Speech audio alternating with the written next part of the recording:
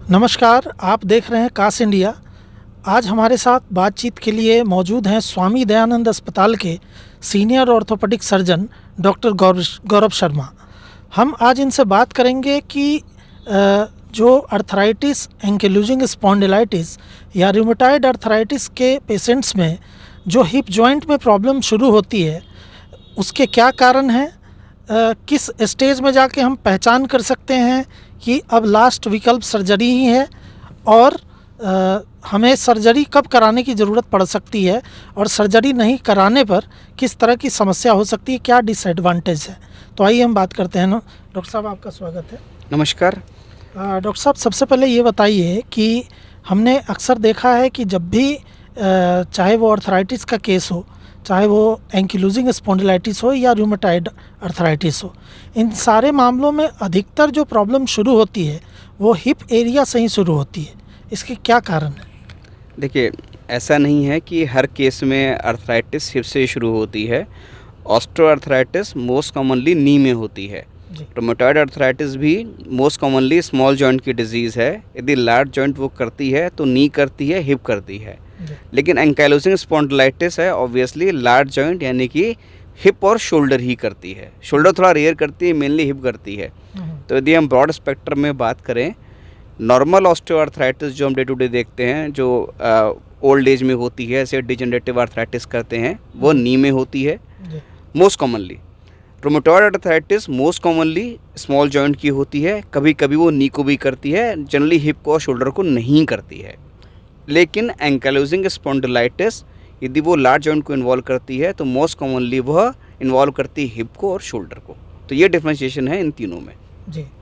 अच्छा, जो शुरुआती दौर के मरीज़ हैं, इसके जो पेशेंट्स हैं, ख़ास तौर पे एंकिलोजिंग स्पॉन्डिलाइटिस के, हमने ये अक्सर देखा है कि जल्दी ये मतलब एक तरीके से कंफ्यूज होते हैं कि उनको ये पेन हिप जॉइंट में है, हिप एरिया में है, स्पाइन में है, कहाँ है। तो हम कैसे पहचान करें कि ये दर्द हमारा जो है वो हिप का ही है, हिप जॉइंट का ही है, स्पाइन का नहीं है? ये बहुत अच्छा क्वेश्चन है। ये बहुत ही कॉमन मिस्टेक है। मिस्टेक मतलब डॉक्टर की तरफ से भी होती है, पेशेंट की तरफ से होती है। बहुत बार पेशेंट हमारे पास पेन लेके आते हैं हिप रीजन में और प्रॉब्लम स्पाइन की होती है, और बहुत बार ऐसा होता है कि पेन जो है थोड़ा सा हिप से नीचे होता है और हम ये मान रहे होते हैं कि पेन तो मस्कुलर होगा। तो एक ये डिक्टिम है कि जब भी इस तरह का पेन किसी को हो, स्पेशली ग्लूटियल रीजन में पेन हो रहा है, हिप रीजन में पेन हो रहा है, तो हमेशा हमको स्पाइन का एक्सरे और हिप का एक्सरे कराना ही है। यदि कोई भी पेशेंट यदि डॉक्टर के पास जाते हैं जो मोर देन 6 वीक पेन हो रहा है और कुछ हमारे रेड फ्लैग साइंस होते हैं, यदि वो सिम्टम्स लेके किसी अच्छे डॉक्टर के पास जाते हैं, अच्छे फिजिशियन के पास जाते हैं और वो एक्सरे कराते हैं, तो ये क्लियर हो जाता है कि ये पैथोलॉजी हमारे स्पाइन की है या ये हिप की है। तो हिप जॉइंट में जो पेन होता है उससे हम कैसे उसको कैसे कंट्रोल कर सकते हैं? एक तो मेडिसिन के ज़रिए, और दूसरा मैं एक ख़ास तौर पे जानना चाहूँगा कि क्या बिना मेडिसिन के कोई ऐसा तरीका है जिससे हिप जॉइंट के पेन को कंट्रोल किया जा सके? देखिए, हम तो एलोपैथी में प्रैक्टिस करते हैं, तो एलोपैथी की ही हम बात आपसे करेंगे। अल्टरनेटिव मेडिसिन के बारे में मुझे उतनी जानकारी नहीं है। बेसिक नॉलेज आपको मैं दे सकता हूँ। यदि किसी को अब मेरा मेन फोकस है एंकाइलोजिंग स्पॉन्डिलाइटिस में। यदि हम हिप पेन की बात करें तो यदि किसी को हिप में पेन हो रहा है, तो यदि पेन कम करना चाहे, वो डायग्नोसिस उनकी एंकाइलोजिंग स्पॉन्डिलाइटिस बन चुकी है, तो नॉर्मल उसमें एनएसाइड्स यूज़ करते हैं, सल्फासालाजीन्स यूज़ करते हैं। कंडीशन और सीवियर हो जाती है तब हम बायोलॉजिकल जो थेरेपीज़ होती हैं उनका रूल करते हैं। ये 3 स्टेप है, एनएसाइड्स, सल्फासालाजीन्स और बायोलॉजिकल थेरेपी। अल्टरनेटिव मेडिसिन्स में हम कहते हैं कि जो हल्दी है ना, टर्मरिक, उसका अच्छा रोल है। उसके अंदर एनाल्जेसिक इफेक्ट भी है, एंटीऑक्सीडेंट इफेक्ट भी है, और कुछ कहते हैं कि डिजीज़ को मॉडिफाई करने की भी एक्टिविटीज़ हैं। तो लेकिन उनकी जानकारी अल्टरनेटिव मेडिसिन वाले आपको बेटर देंगे। लेकिन हाँ, एज ए एलोपैथी डॉक्टर मैं आपको सजेस्ट करूँगा एनएसाइड्स यानी कि जो हमारी पेन किलर्स होती हैं, सल्फासालाजिन, बायोलॉजिकल थेरेपी, टर्मरिक, ये हुई ड्रग्स। दूसरा और कोई तरीका जो बिना दवाओं से पेन कम हो सके, दैट इज़ पोस्चर ठीक करें, एक्सरसाइज करें, मूवमेंट्स बढ़ाएं। जितनी देर हम बॉडी को इनएक्टिव रखेंगे कि हमारा पेन हो रहा है, बॉडी इनएक्टिव है, तो स्टिफनेस बढ़ेगी, पेन बढ़ेगी। तो मोबिलिटी मोबिलिटी मोबिलिटी, यही है इसका थेरेपी। जो नए मतलब नए पेशेंट्स हैं जिनको कुछ दिन पहले ही डायग्नोस हुआ है ये सारी समस्याएं, एंकिलोजिंग स्पॉन्डिलाइटिस, जिनका हिप जॉइंट अभी ख़राब नहीं हुआ है या उसमें बहुत ज़्यादा पेन नहीं है, लेकिन आगे ख़राब होने की संभावना बनी रहती है, तो हिप जॉइंट ख़राब ना हो ऐसे पेशेंट्स की, उसके लिए आप क्या बताना चाहेंगे? आप ये कह रहे हैं कि उनको एंकिलोजिंग स्पॉन्डिलाइटिस हो गया है जी। लेकिन अभी हिप जॉइंट ख़राब नहीं हुआ है और आप चाहते हैं कि और ख़राब ना हो जल्दी। जी। देखिए, एक बार एंकिलोजिंग स्पॉन्डिलाइटिस यदि आपके हिप में हो गई है तो चांस काफ़ी हैं कि ये डिजीज़ प्रोग्रेस करेगी और कार्टिलेज ख़राब होगा, हिप जॉइंट ख़राब हो जाएगा। जी। इसको प्रिवेंशन का एकमात्र तरीका है अपनी लाइफस्टाइल एक्टिव रखें, अपना सेडेंटरी लाइफस्टाइल को ज़ीरो करें, जी। अपना बॉडी वेट को कम करें और जो एक्टिविटी को मॉडिफिकेशन करें, यानी कि भारी सामान नहीं उठाएं। जी। करेक्ट? जी। तो ये ही चीज़ें हैं जो हम इस डिजीज़ के प्रोग्रेशन को थोड़ा कम कर सकते हैं। जी। और कोई तरीका हमारे पास फ़िलहाल तो नहीं है। एक बहुत ही इम्पॉर्टेंट मेरा सवाल आपसे ये है कि जो न्यूली डायग्नोस्ड एस के पेशेंट हैं, अक्सर जब उनसे बातचीत होती है तो पता लगता है कि वो मतलब उनमें एक मिथ है कि अगर हम ज़्यादा खेलेंगे, ख़ास तौर से क्रिकेट जिसमें पेन नहीं होता है उन लोगों को खेलते समय, लेकिन एस डायग्नोसिस हो चुका है और उनका कहना होता है हमें कोई दिक्कत नहीं होती है। मतलब जो हायर एक्टिविटी एक्सरसाइज एंड जो गेम्स होते हैं वो बाकायदा वो खेलते हैं, तो ऐसे मरीजों को क्या इससे नुकसान है या इससे फ़ायदा है? देखिए, हमको मोबिलिटी बढ़ानी है लेकिन एट द कॉस्ट ये नहीं कि हम उस पे रिस्क लें। बोन फ्रेजाइल भी हो चुकी होती है तो हमको कोई वेट बेरिंग एक्सरसाइज अधिक नहीं करनी है। यदि कोई वेट लिफ्टिंग किसी का जॉब है तो ऑब्वियस है वो उससे हम नहीं करना है। हाँ, डे टू डे जो भी काम है करें, रनिंग कर सकते हैं ज़रूर करें, कोई दिक्कत नहीं है, क्रिकेट खेलते हैं खेले, कोई दिक्कत नहीं है। लेकिन हाँ, जिसमें भी हाई एनर्जी इम्पैक्ट्स हैं उस तरह के खेल हमको अवॉइड करने हैं। हाई जिसमें हम वेट उठा रहे हैं वो ऑब्वियस अवॉइड करना है, अदरवाइज़ बाकी सब खेल खेलें, कोई दिक्कत नहीं। दौड़ सकते हैं? दौड़ सकते हैं, लेकिन वही है, उनको लग रहा है पेन है तो उनको स्टॉप करना पड़ेगा। ओके। अच्छा, अब आते हैं सर सर्जरी के मैटर पे। अक्सर इस तरह के जो मरीज होते हैं उनको उनका लास्ट ऑप्शन सर्जरी ही होता है, रिप्लेसमेंट सर्जरी। तो हम कैसे पहचाने कि सर्जरी की नौबत अब आ गई है? हाँ, ये पेशेंट तो थोड़ा मुश्किल है। पेशेंट को तो दर्द होगा, चाहे इनिशियल हो चाहे लेट हो, बस लेट में दर्द पेशेंट में काफ़ी बढ़ चुका होता है। पेशेंट को लगता है कि मेरी बॉडी का पोस्चर एकदम स्टिफ हो गया है, बॉडी मेरी अकड़ गई है, बॉडी में थोड़ा टेढ़ापन आ रहा है, ये पेशेंट को लगता है। लेकिन जो मेन डायग्नोसिस जो है वो पेशेंट की इन्वेस्टिगेशन पे, यानी कि एक्सरे पे या सीटी स्कैन पे होती है। यदि हमको एक्सरे में, एमआरआई में या सीटी स्कैन में दिख रहा है कि जॉइंट स्पेस ख़त्म हो चुकी है या कम हो रही है, हमको दिख रहा है कि हमारी जो बोनी मॉर्फोलॉजी अल्टर्ड हो गई है, बोन अल्टर्ड हो गया है, इसका मतलब अब जो है बायोलॉजिकल थेरेपी या एनएसआईडी या सल्फासाइलाज़िन का कोई रोल नहीं है। अब पेशेंट को रिप्लेसमेंट सर्जरी करानी ही होगी। जी। कई बार ये भी पेशेंट्स के मन में आता है कि जो नेचुरल जॉइंट्स हैं हमारे, अगर हम उनको रिप्लेस कराते हैं तो कहीं कोई समस्या ना हो जाए। तो मैं आपसे इसलिए ये बात पूछना चाहता हूँ कि क्या अगर हिप जॉइंट सर्जरी में हम देर करते हैं, मतलब एक स्टेज आने के बाद अगर हम इग्नोर करते हैं सर्जरी की स्थिति को, तो उसके क्या नुकसान हो सकते हैं? देखिए, यदि आप किसी भी पेशेंट का हिप जॉइंट यदि इस स्टेज पे आ चुके हैं कि उन्हें रिप्लेसमेंट करना पड़े तो हमें उसमें देर नहीं करनी चाहिए। ऐसा कुछ भी नहीं है कि और ये ट्रुथ है कि जो भगवान ने हमको दे रखे हमारा नेटिव जो हिप जॉइंट है वही बेस्ट है, उसको तो हम रिप्लेस नहीं कर सकते हैं आर्टिफिशियल हिप से, लेकिन उसको डिले करने का नुकसान ही है। एक बार किसी पेशेंट के एंकिलोजिंग स्पॉन्डिलाइटिस एक हिप में हो गई, मान लीजिए दूसरे में भी होती है या नहीं होती है, तो कुछ दिन बाद इस हिप्स से स्पाइन के बायोमैकेनिक्स चेंज होगी। तो पेशेंट का यदि हम इसका ऑपरेशन नहीं करते हैं, पेशेंट पेन में चल रहे हैं, अपनी पोजीशन अल्टर्ड करके चल रहे हैं, अपनी बायोमैकेनिक्स चेंज करके चल रहे हैं, तो धीमे धीमे इसका प्रेशर उनके स्पाइन पे आएगा, तो स्पाइन में डिजेनरेशन शुरू हो जाएगा। वैसे ही एंकिलोजिंग स्पॉन्डिलाइटिस में स्पाइन इन्वॉल्वमेंट बहुत अधिक होता है, स्पेशली सर्वाइकल और लंबर। तो पहले ही उनकी सर्वाइकल और लंबर स्पाइन कंप्रोमाइज्ड है, ऊपर से because of change in the biomechanics change हो गई है, वो अल्टर हो गई, तो और उस पर प्रेशर पड़ेगा, तो दिक्कत और बढ़ेगी। तो ये मिथ है कि यदि किसी को इस तरह की दिक्कत हो गई तो उसको पोस्टपोन करें।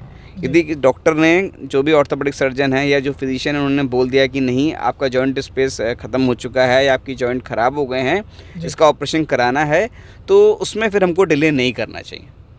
जी। अच्छा, एक थोड़ा कड़वा सवाल पूछ रहा हूँ।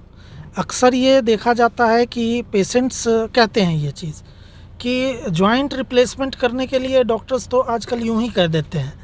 तो आपका क्या कहना है, मतलब क्या ये पेशेंट्स पेशेंट्स अपनी स्थिति में सही हैं या वाकई उनके अंदर ये मिथ है? आप सच कह रहे हैं, ऐसा होता है, हम भी देखते हैं। जी। लेकिन ये जो बात है ना, ये नी रिप्लेसमेंट के लिए थोड़ी है। कुछ अब कैसे बोले, कुछ प्रोफेशंस में कुछ लोग हैं जी। जो ऐसा कर देते हैं, उन्हें ऐसा नहीं करना चाहिए। लेकिन हिप में जनरली ऐसा नहीं होता है।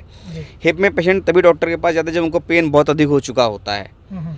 और उसमें फिर बहुत कम चांस होता है कि कोई डॉक्टर बोले कि नहीं जी इसको ऑपरेशन करना ही है, और उसमें एडवाइजेबल नहीं था। जी। जी। तो हिप में तो मतलब ऐसा बहुत रेयर है कि किसी को एडवाइस नहीं था और पेशेंट डॉक्टर ने उनका ऑपरेशन कर दिया। नी में कह सकते हैं कभी कभी हो सकता है किसी कोई मतलब इनएक्सपीरियंस डॉक्टर हो या अननोइंगली उनको नहीं लग रहा हो कि ये दवाओं से ठीक हो सकता है, और तो भी उन्होंने ऑपरेशन कर दिया। ऐसा हो सकता है हो, लेकिन हिप में ऐसा नहीं हो सकता, क्योंकि हिप में तो तभी ही ऑपरेशन करेंगे डॉक्टर जब एडवाइजेबल हो और पेशेंट खुद ही कहता है कि अब मैं पेन बर्दाश्त नहीं कर पा रहा हूँ। तो हिप में तो ये बात मतलब उतना वो नहीं है कि डॉक्टर ऑपरेशन कर दे बिना नीड के। जी। अच्छा, एक सबसे ख़ास बात, जैसे सर्जरी कोई पेशेंट्स की होती है तो अक्सर ये देखा जाता है कि मतलब अक्सर तो नहीं कह सकते, लेकिन हाँ कुछ पेशेंट्स में ये समस्या आती है कि वो जो जॉइंट है वो डिसलोकेट हो जाता है या उसमें इन्फेक्शन हो जाता है। तो इसके पीछे क्या वजह हो सकते हैं, थोड़ा सा ये आप बताएं। देखिए, कोई भी जॉइंट डिसलोकेशन और इन्फेक्शन दोनों अलग अलग चीज़ें हैं।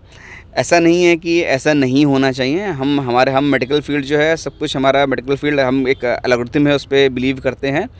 हमारे यहाँ सर्टन क्राइटेरियाज़ हैं, कुछ चीज़ें कॉमन है। यदि 100 मरीज किए जा रहे हैं तो 0.3% केस में हो सकता है डिसलोकेशन हो जाए, तो ये एक्सेप्टेबल क्राइटेरिया है। भगवान ना करे किसी का हो, लेकिन किसी को भी हो सकता है, क्योंकि हमारी स्टडीज़ हैं। या इन्फेक्शन है, ये भी हो जाता है, लेकिन जनरली लोगों को नहीं होता है। आपका क्वेश्चन है कि कैसे प्रिवेंट किया जाए। दो ही फैक्टर इंपॉर्टेंट है, पहला पेशेंट्स फैक्टर, दूसरा सर्जन फैक्टर। पेशेंट फ्रैक्चर में क्या हमें देखना है, जिस पेशेंट का ऑपरेशन हम करने जा रहे हैं या जिस पेशेंट की सर्जरी होनी है, ये सर्जरी मेजर सर्जरी है, उसको अपनी बॉडी को बिल्टअप करना पड़ेगा। बिल्टअप करना कब कैसे पड़ेगा, यदि उसको लग रहा है कि मेल नरिश्ड है पेशेंट, हीमोग्लोबिन की कमी है या प्रोटीन की कमी है, तो उसको डाइट मॉडिफिकेशन करना होगा। पेशेंट स्मोकिंग करते हैं, टोबैको खाते हैं, तुमको कम से कम 6 से 8 हफ्ते इसको रोकना पड़ेगा। ठीक है। पेशेंट साफ़ सफाई से नहीं करते हैं, तुमको साफ़ सफाई का ध्यान देना होगा। खाना पीना बढ़ाना होगा, आयरन लेना पड़ेगा ताकि हीमोग्लोबिन इंक्रीज़ करे। ठीक है। इस तरह से ही हम करेंगे तो ये पेशेंट पार्ट है। यदि ये सब करते हैं तो पेशेंट वाला पार्ट हमारा करेक्ट हो जाता है। अब दूसरा हुआ सर्जन्स फैक्टर। सर्जन्स फैक्टर में जो सर्जन से हम करा रहे हैं, जिस जगह सर्जरी करें वो ओटी अच्छी हो, जहाँ पे इन्फेक्शन चांसेस मिनिमम हो। दूसरा, जो इम्प्लांट हम यूज़ करें वो थोड़ी अच्छी क्वालिटी की हो, ताकि उनकी लॉन्गेविटी इंक्रीज्ड हो और चांस ऑफ डिसलोकेशन कम हो। थोड़े से इम्प्लांट कॉस्टली होते हैं, जिसमें डिसलोकेशन के चांस कम हो जाते हैं। एक इम्प्लांट से 10 रुपये का आता है, एक इम्प्लांट से 12 रुपये का आता है। तो 12 रुपये का जो इम्प्लांट होता है उसमें इनबिल्ट कुछ चीज़ें होती हैं जिससे डिसलोकेशन चांस कम हो जाते हैं। तो थोड़ा मॉनेटरी कंसर्न आ जाता है। तो ये पेशेंट से बैठ के बात की जाती है कि यदि आप यह इम्प्लांट लगवा लेंगे तो चांस ऑफ डिसलोकेशन कम हो जाएगा। तो दोनों ही फैक्टर हैं, इस तरह ही हम मैनेज करते हैं इन चीज़ों को। अच्छा, सक्सेस रेट और कितना सेफ़ है ये हिप जॉइंट की रिप्लेसमेंट सर्जरी? देखिए, हिप रिप्लेसमेंट सर्जरी एक रूटीन सर्जरी है, ये कोई इमरजेंसी सर्जरी नहीं है। तो 100% सेफ़ है। ऐसा नहीं है कि पेशेंट रात में आया और उसका रात को 2 बजे 3 बजे ऑपरेशन हो रहा है। ये प्लान्ड सर्जरी होती है, पेशेंट से डिस्कस करके होती है, आराम से होती है। पहले प्री एनेस्थेसिस चेकअप होता है, फिटनेस ली जाती है, तो सेफ्टी और नॉन सेफ्टी की कोई बात है ही नहीं, टोटली सेफ सर्जरी है। और रेयर केसेस में कॉम्प्लिकेशन तो किसी भी केस में हो सकता है, लेकिन ऐसा इट्स वेरी सेफ सर्जरी, कोई दिक्कत नहीं है। और जो इम्प्लांट है उसका क्या उसकी एज क्या होती है सर? वो कितने समय के बाद उसको चेंज कराना पड़ता है?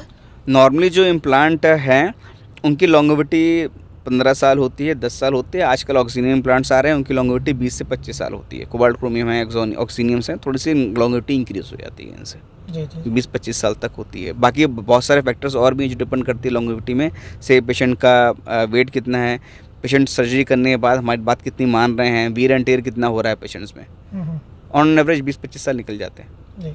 अच्छा, सर्जरी होने के बाद रिकवरी जब पेशेंट की हो जाती है, उसके बाद उनको किस तरीके से रहना चाहिए और किस तरह की का ध्यान रखना चाहिए? सबसे इम्पॉर्टेंट है साफ़ सफाई का ध्यान रखना है ताकि पेशेंट को इन्फेक्शन ना हो। जी। साफ़ सफाई का ध्यान रखें, अच्छा खाना पीना खाएं ताकि बॉडी में हीलिंग अच्छी हो। बॉडी में हीलिंग अच्छी होगी तो घाव उनका जल्दी भरेगा, सॉफ्ट टिश्यू हील होंगे, चांस ऑफ डिस्लोकेशन वैसे भी कम हो जाएगा।